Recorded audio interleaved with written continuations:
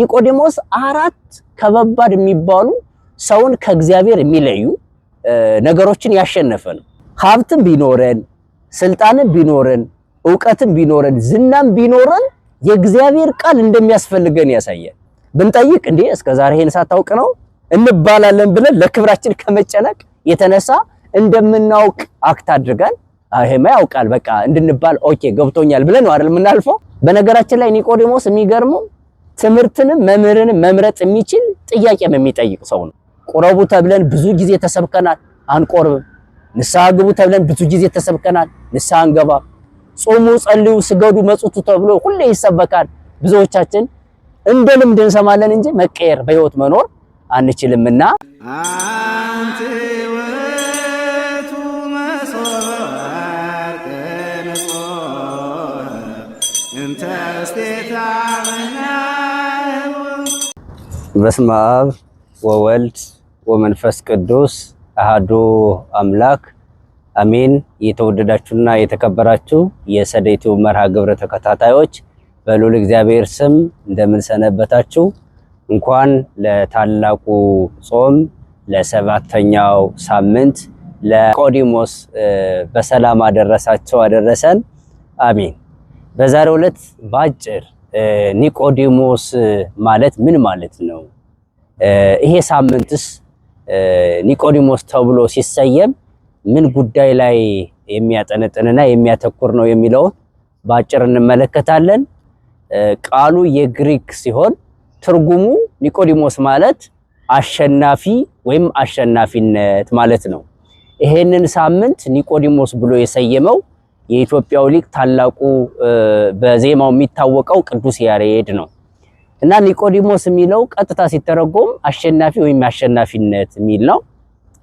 በጣም አስገራሚ ሰው ነው ኒቆዲሞስ ማለት ስሙና ተግባሩ ትክክል የመጣ ማለት ነው። አንዳንድ ጊዜ ስም ብቻ ይሆንና አንዳንድ ሰው ተግባሩ ዜሮ ይሆናል። ስሙን የማይመጥን ወይም ስሙን የማይኖር ሰው ይበዛል። እንደ ምሳሌ ይሁዳ ማለት ታማኝ ማለት ነው። ግን ይሁዳ ተብሎ የተጠራው ጌታን ያሰቀለው ሰው ከሃዲ ነው። ይሄ ሰው አሁን ስሙን አልተሸከመው ወይም ስሙን በህይወት አልተገበረው። አሬዎስ ማለት ፀሐይ ማለት ነው። አሬዎስ ተብሎ የተጠራው ደግሞ ስንመለከተው ወልድ ፍጡር ብሎ ጨለማን ክህደትን ያመጣ ስለሆነ ስሙን አበላሽቷል። እና ስማችንን እንድንኖር እግዚአብሔር በቸርነቱ ይርዳል። ዛሬ ሰላም የሚባሉ ሰዎች ግን ሰላም የሚነሱ፣ ፍቅር የሚባሉ ሰዎች ፍቅር የሌላቸው፣ ትዕግስት የሚባሉ ትዕግስት የሌላቸው ብዙ ሰዎች አሉ። ኒቆዲሞስ አራት ከበባድ የሚባሉ ሰውን ከእግዚአብሔር የሚለዩ ነገሮችን ያሸነፈ ነው። እነሱ እነማን ናቸው የሚለውን ለማየት በዮሐንስ ወንጌል ምዕራፍ 3 ከቁጥር 1 ጀምራችሁ ስትመለከቱ በግዙ ወሃሎ አሃዱ ቢኢሲ ፈሪሳውያን ዘስሙ ኒቆዲሞስ መላኮሙ ለአይሁድ ይላል። ምን ማለት ነው? ከፈሪሳውያን ወገን የአይሁድ አለቃ የሆነ ኒቆዲሞስ የሚባል አንድ ሰው ነበረ ይላል። አለቅነቱን ሊቃውንተ ቤተክርስቲያን በአንድምታ ሲተረጉሙ ይሄ ሰው አለቅነቱ በሶስት ነገር ነው ይላሉ። በምንድነው ስንላቸው አንደኛው በስልጣን ነው፣ የአይሁድ አለቃ ነው፣ ባለስልጣን ነው። ሁለተኛው ደግሞ በገንዘብ በሀብት አለቃ ነው፣ ሀብታም ሰው ነው። ሶስተኛው በእውቀት ከሁሉ በላይ ከአይሁድ በላይ ነው። እነዚህ ሶስት ነገሮች ለሰው ሲኖሩት ደግሞ ምን ይመጣል? አራተኛ ዝና ይመጣል። ብዙ ባለሀብቶች ባለዝና ናቸው። ብዙ ባለስልጣናት ባለዝና ናቸው። ብዙ ዕውቀት ያላቸው ሰዎች ባለዝና ናቸው። እና እነዚህ አራት ነገሮችን ያሸነፈ ነው። ምን ማለት ነው? አራት ነገሮችን ያሸነፈ ስንል ሰዎች ሀብት ያሸንፋቸውና ከእግዚአብሔር ሲለዩ እናያቸዋለን። ከመንፈሳዊ ነገር ሲለዩ እናያቸዋለን። ሰዎች ስልጣን ይሰጣቸውና ስልጣን ይዘው ከተራ ሰው ጋር አብሮ ማስቀደስ፣ መቁረብ፣ መማር ይደብራቸውና ወደ ቤተክርስቲያን ለመምጣት ወደ ኋላ የሚሉ አንድም ከስጋትም የተነሳ መልካም የሆነ አስተዳደር ወይም ስራ ስለሌላቸው ሰው የሚገርላቸው የሚያሳድዳቸው መስሎ ስለሚታያቸው ከቤተክርስቲያን የሚርቁ አሉ። በቀድሞ ዘመን ስንመለከት ነገስታቱም ሆነ የነገስታቱ ቅርብ የነበሩ ባለስልጣናት መንፈሳውያን ስለነበሩ ከህዝቡ ጋር አብረው ያስቀድሳሉ፣ አብረው ይቆርባሉ፣ አብረው በምግብ ይሳተፋሉ። ለምን ሲባል መልካም ስራ የሰሩ ስለነበረ ነው። በዘመናችን ግን በጣም ይቸገራሉ።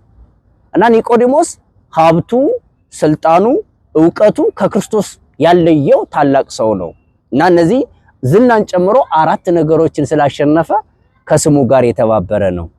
በጣም የሚገርመው እዚህ ጋር አንድ ነገር ልናስታውስ ይገባል። ሀብትም ቢኖረን ስልጣንም ቢኖረን ዕውቀትም ቢኖረን ዝናም ቢኖረን የእግዚአብሔር ቃል እንደሚያስፈልገን ያሳያል። እኔ ሀብቴ ይበቃኛል፣ ሀብት እያለኝ ስልጣን አለኝ፣ ዝና አለኝ፣ ዕውቀት አለኝ፣ የእግዚአብሔር ቃል አያስፈልገኝም ማለት አይቻልም። ምክንያቱም ምድራዊ ሀብት እረፍትን አይሰጥም፣ ምድራዊ ዕውቀት እረፍትን አይሰጥም፣ ምድራዊ ስልጣን እረፍትን አይሰጥም፣ ምድራዊ ዝና እረፍትን አይሰጥም። እረፍት የሚሰጠው የእግዚአብሔር ቃል ስለሆነ ኒቆዲሞስ የተባለው ይሄ የይሁዳ አለቃ ብለን የጠራ ነው ጊዜ እንኳን ባይኖረው ጊዜውን አመሻሽቶ ምሸት ወደ ክርስቶስ ይሄድ ነበር ይላል። እዚህ ወንጌሉ እንደሚነግረን ቁጥር 2 ላይ እርሱም በሌሊት ወደ ኢየሱስ መጥቶ መምህር ሆይ እግዚአብሔር ከእርሱ ጋር ካልሆነ በቀር አንተ የምታደርጋቸው እነዚህ ምልክቶች ሊያደርግ የሚችል የለምና መምህር ሆነ ከእግዚአብሔር ዘንድ እንደመጣህ እናውቃለን አለው ይላል። አስቡ፣ አለቃ ስለሆነ ቀን በስራ ይውላል፣ ጊዜ የለው። ግን ጊዜ የለኝም ብሎ ከእግዚአብሔር ቃል አልራቀም። ጊዜውን አመሻሽቶ ትምህርት ፈላጊ ስለነበረ ሌሊት ወደ ክርስቶስ መጣ። ብዙዎቻችን ሌሊት ነው የምናድር። ቀን ስራችን ቦታዋል፣ ምሸትስ አይ ደክሞኛል ልዝናና። አንዳንዶች ጭፈራ ቤት ሂደን የሚጠጣ እየጠጣን ከመጠን በላይ ሰክረን ለዝሙት ልንዳረግ እንችላለን። አንዳንዶች ሌሊቱን ተገን አድርገው ሊሰርቁ ይችላሉ። አንዳንዶች ሌሊትን ምክንያት አድርገው የተለያየ የማይጠቅም ስራ ሊሰሩ ይችላሉ። ኒቆዲሞስ ግን ሌሊት የት መሄድ እንዳለብን በግልጽ አስቀምጧል። በመንፈሳዊ ዓለም ስንመለከት ደግሞ ሌሊት ቅዱሳን አባቶቻችን ሲጸልዩ፣ ሲሰግዱ፣ ቅዱሳት መጻሕፍትን ሲያነቡ በትጋህ ሌሊት ያድራሉ። በገዳም ያሉ አባቶች እንዲያውም አልፈው ተርፈው ለደካማ መነኮሳት ውሃ በመቅዳት ሽንት ቤታቸውን በመጥረግ ከዛ ሌሊት እንዳይታዩ ስራቸውን ሰርተው በቀን ግን ትሩፋታቸው እንዳይገለጥባቸው የሚፈልጉ እጅግ በጣም ብዙ ናቸውና ኒቆዲሞስ ጨለማን ያሸነፈ ኃይለኛ ሰው መሆኑን በዚህ እንረዳለን። ድካምን ያሸነፈ ብርቱ፣ ድንቁርናን ያሸነፈ ኃያል ሰው ነው። ስጋዊ ዕውቀት ቢኖርም መንፈሳዊ ዕውቀት ስለሚያስፈልግ፣ የብሉይ ኪዳን ዕውቀት ቢኖርም የሐዲስ ኪዳን ዕውቀት ስለሚያስፈልግ ሌሊት ወደ ክርስቶስ እየሄደ ይማር እንደነበረ የመጀመሪያው የማታ ተማሪ አይምሮ ሰብሰብ ባለበት ጊዜ መርጦ የሚማር ነበረ። ከዚህ በተጨማሪ የኒቆዲሞስ ሕይወት የሚያስደንቀው ሲማር ያልገባውን ይጠይቃል። ብዙዎቻችን እንማራለን ግን አንጠይቅም። ብንጠይቅ እንዴ እስከዛሬ ይሄን ሳታውቅ ነው እንባላለን ብለን ለክብራችን ከመጨነቅ የተነሳ እንደምናውቅ አክት አድርገን ይሄማ ያውቃል በቃ እንድንባል ኦኬ ገብቶኛል ብለን ነው አይደል የምናልፈው። ኒቆዲሞስ ግን ክርስቶስ ሲያስተምረው እውነት እልሃለሁ ሰው ካልተወለደ ወደ እግዚአብሔር መንግስት አይገባም ሲለው ምንድነው ሰው ድጋሜ ሊወለድ ይችላል ወይ? እኔ የማውቀው ስጋዊ ልደት ነው፣ አርጅቻለሁ፣ ወደ እናቴ ማህፀን ገብቼ ልወለድ ይችላል የሚል ኃይለኛ ጥያቄ አንስቶ ነበረ። በነገራችን ላይ ኒቆዲሞስ የሚገርመው ትምህርትንም መምህርንም መምረጥ የሚችል ጥያቄም የሚጠይቅ ሰው ነው። አንዳንዶቻችን መምህራን መርጥም ትምህርታን መርጥም ጥያቄ አንጠይቅ። እኛ ምናልባት መምህራን ብለን የምንወስዳቸው በያውደ ምሕረቱ የምናውቃቸው ተናጋሪ የሆኑ የሚቀልዱ፣ የሚያዝናኑ፣ የሚያሳስቁ ሊሆኑ ይችላሉ። ወይም ደግሞ በኢኮኖሚ ከፍ ያሉ ስልጣን ያላቸው ተደማጭ የምንላቸው ሊሆኑ ይችላሉ። ክርስቶስ በነገራችን ላይ በኢኮኖሚ ምንም አይደለም፣ ቤት የለውም፣ በከብቶች በረት የተወለደ ምንም ከሌላት ከድንግል ማርያም ከድሃ የተወለደ እንደዛ ነው አይደለ? ምክንያቱም ዕውቀትና ሀብት አይገናኝምና። ግን ወደዚህ ወደ ክርስቶስ በእድሜም ስንመለከተው ገና የ30 ዓመት ወደ ነበረ ወደሱ ሄደና ጥያቄ አቀረበ። ጥያቄውንም የጥያቄዎች ሁሉ መልስ የሚሰጥ ክርስቶስ በሚገባ እስከሚረዳው ድረስ አስተማረው፣ ነገረው፣ መለሰለት። ከዛም በኋላ ኒቆዲሞስ በተማረው ትምህርት መለወጥ ጀመረ።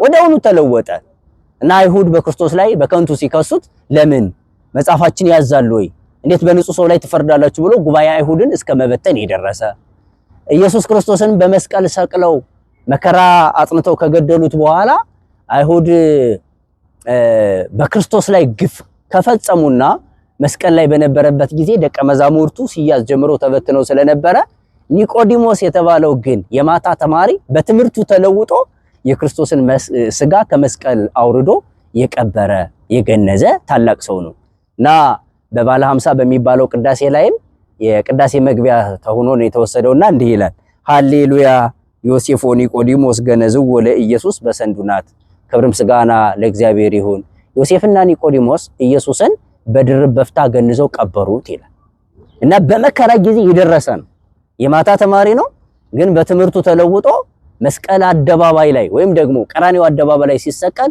ሰው ሁሉ በተበተነበት ኢየሱ ደቀ መዝሙር ነው መባል የሚያስፈራበት ጊዜ ላይ ግን የሌሊት ተማሪው ኒቆዲሞስ ተገኘ ብዙዎቻችን ብንማር እንኳን በትምህርት መለወጥ በጣም ደካሞች ነን ቆረቡ ተብለን ብዙ ጊዜ ተሰብከናል አንቆርብም ንስሐ ግቡ ተብለን ብዙ ጊዜ ተሰብከናል ንስሐ አንገባ ጾሙ ጸልዩ ስገዱ መጽቱ ተብሎ ሁሌ ይሰበካል ብዙዎቻችን እንደ ልምድ እንሰማለን እንጂ መቀየር በህይወት መኖር አንችልምና እንደ ኒቆዲሞስ ስንፍናን ድካምን ድንቁርናን ሀብትን ስልጣንን ዕውቀትን ዝናን አሸንፈን መንፈሳዊ ሰዎች ሆነን እንድንኖር እግዚአብሔር በቸርነቱ ይርዳን ያስተማረን የመከረን የገሰጸን እግዚአብሔር አምላካችን ስሙ ለዘላለም የተመሰገነ ይሁን ወስብሐት ለእግዚአብሔር ወለወላዲቱ ድንግል ወለመስቀሉ ክቡር ይቆየን እሱ የማርያም ነው ይሉኛል ማን ነገራቸው አውቀውኛል